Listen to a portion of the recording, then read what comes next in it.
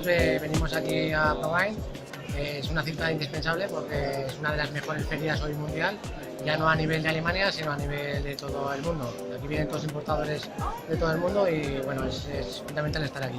Es una cita clave para las bodegas aragonesas que exportamos.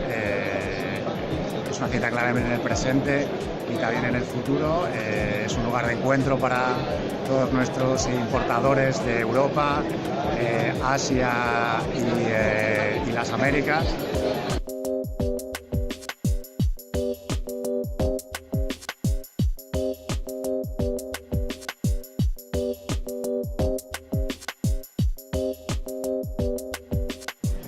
Es la primera vez que como región Aragón tenemos un túnel de vino.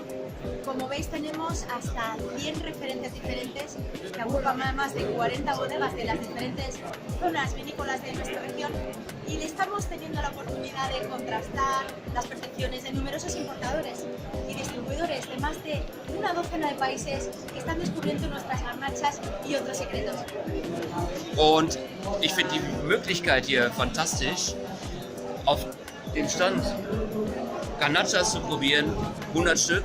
Und was ich gelernt habe, das ist neu für mich, die Vielseitigkeit von Garnacha ist sensationell.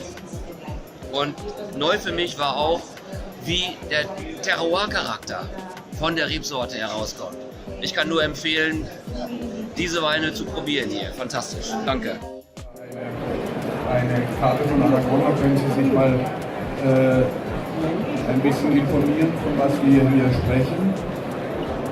Wir machen 8 Weine, das verheißt verschiedene Deros und haben dadurch, dass Aragon wieder zu den großen Garnacha